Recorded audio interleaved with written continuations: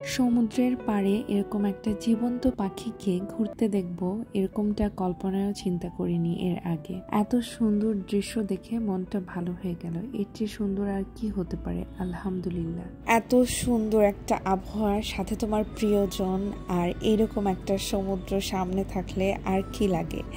এত সুন্দর একটা মোমেন্ট এনজয় করছিলাম। সো হ্যালো এভরিওয়ান, আসসালামু আলাইকুম। আশা করি সবাই অনেক অনেক ভালো আছেন।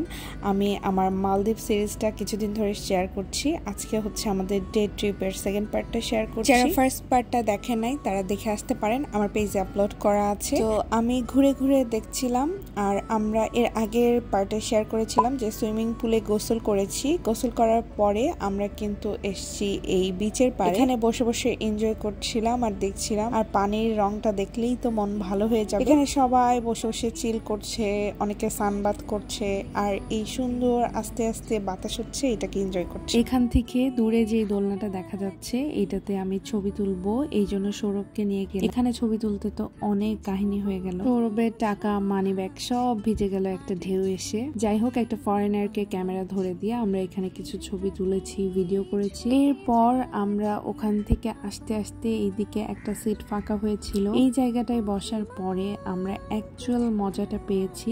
একদম মনে হচ্ছে যে ঘরের মধ্যে বিছানায় বসে আছি আর সমুদ্র দেখছি। এর মধ্যে আমার লক্ষ্মী বেবিটা খেলতে খেলতে ঘুমিয়ে গিয়েছে আর সৌরভ ফুড অর্ডার করে শাওয়ার নিতে গিয়েছে। আর এর মধ্যে ফুডটাও চলে আসছে আমাদের দুইজনের জন্য। আমরা পিৎজা অর্ডার করেছিলাম। এই ভিউ দেখতে দেখতে একটা পিৎজা খাবো, এটা মজাটাই অন্যরকম। ভিউটা যে এত সুন্দর ছিল যেটা আমি বলে বোঝাতে পারবো না। এখান থেকে আমার আসতেই ইচ্ছে করছিল না, মনে হচ্ছিল ঘন্টার পর ঘন্টা এখানে বসে থেকে সমুদ্রের আওয়াজ শুনি আর এই ভিউটা এনজয় করি। তারপরে সৌরভ আসলো, দেন আমরা একসাথে খাওয়া দাওয়া করব। এটা ফান্টার ছোট্ট ক্যান আর এই পিৎজাটার প্রাইস ছিল 3000 টাকা। তো টাকাটা বড় কথা না, এই ভিউটার জন্য ওরা এত বেশি চার্জ করেছে। সেটা অবশ্যই বুঝতে হবে, আপনি এত সুন্দর একটা এনভায়রনমেন্টে বসে খাচ্ছেন, সেটার মজাটাই তো দ্বিগুণ হয়ে যাবে। এরপর আমরা এখানে অনেকক্ষণ ধরে বসেছিলাম আর আমাদের ভেজার যে কাপড়গুলো ছিল এগুলো আমি সামনে নেড়ে দিয়েছি যেন রোদের মধ্যে একটু শুকিয়ে আসে। আর আমি চারদিকে একটু ভিডিও করছিলাম। এখানে এরকম টাইপের অনেকগুলো বেড ছিল যেখানে বসে আপনি এনজয় করতে পারবেন। আমাদের দুই পাশের বেড একদম ফাঁকা ছিল, এই জন্য আমাদের মনে হচ্ছিল যে আরো প্রাইভেসি ছিল এবং খুব ভালো লাগছিল। আমার আজকে কোনোই প্ল্যান ছিল না যে আমি পুলে নামবো বা সমুদ্রে নামবো। আমি যেহেতু সাঁতার জানি না, সেরকম কোনো প্ল্যান ছিল না। আর ডে ট্রিপে আসছি, এখানে কেমন হবে না হবে সেটাও আগে থেকে জানতাম না।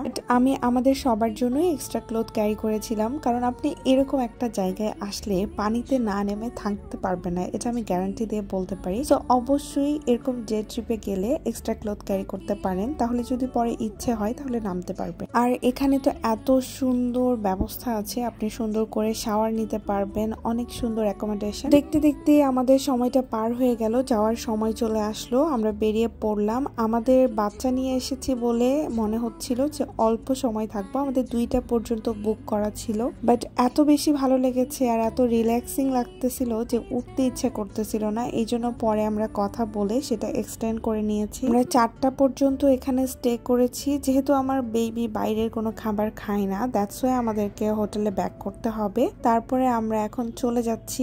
আমার খুবই খারাপ লাগতেছিল এখান থেকে আসতে, যদি সানসেটটা দেখে যেতে পারতাম তাহলে আরো বেশি ভালো লাগতো। যদিও আমরা আস্তে আস্তে বোটে করে আসার সময় তখন সানসেটটা এনজয় করেছি। হোটেলে আসার পরে আমাদের সব কাপড় চোপড় যেগুলো আগোছালো হয়েছিল সেগুলো আমি ঠিক করলাম। তারপরে আমার বেবির জন্য আমি একটু নুডলস সিদ্ধ করলাম, ও ঘুম থেকে উঠলে ওকে খাইয়ে দিব। তো ও ওঠার পরে এই তো জুতা নিয়ে খেলতেছিল। আমি জানি না সব বাচ্চারা কি জুতা নিয়ে খেলতে পছন্দ করে কিনা।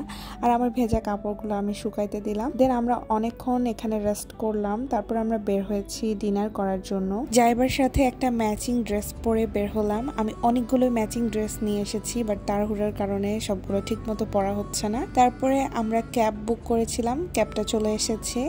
এইটার ওপরে আমি একটা জিনিস দেখতে পেলাম যেটা আমি এর আগে কখনো দেখিনি, আমার কাছে খুব ভালো লেগেছে। একদম তারার মতো ছোট ছোট লাইট সেট করা ছিল। আমরা সেই দিন আশেপাশে কোথাও ডিনার করব না বলে ক্যাব বুক করেছিলাম। আর সৌরভের তো বরাবরই ফিশ অ্যান্ড চিপস অনেক পছন্দ, এই জন্য আমরা ফিশ মার্কেটে যাওয়ার জন্য বুক করেছি ক্যাব। যারা আমার ভ্লগ এর আগেও দেখেছো তারা জানো যে আমরা ম্যানহাটন ফিশ মার্কেট অনেক লাইক করি।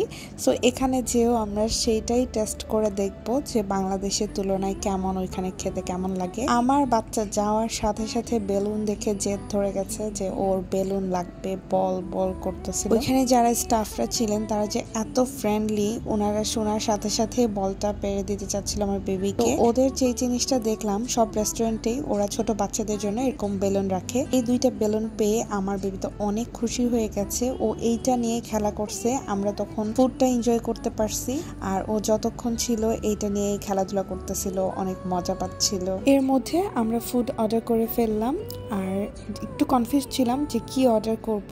তারপর দুইটা অর্ডার করে ফেললাম, আর এই তো আমার বেবি টই টই করে ঘুরে বেড়াচ্ছে ওর মতো করে, সবার কাছে যে বেলুন দিচ্ছে। আর আমাদের ফুড চলে আসছে। আমি বলবো টেস্ট ওয়াইজ আমার কাছে অতটা ভালো লাগেনি বাংলাদেশে আমার খেতে যত বেশি ভালো লাগে, কারণ আমি হচ্ছে অনেক সস লাইক করি, এই জন্য ওদের সসটা আমার পছন্দ হয়নি। আমার হাজবেন্ডের খুব ভালো লেগেছে।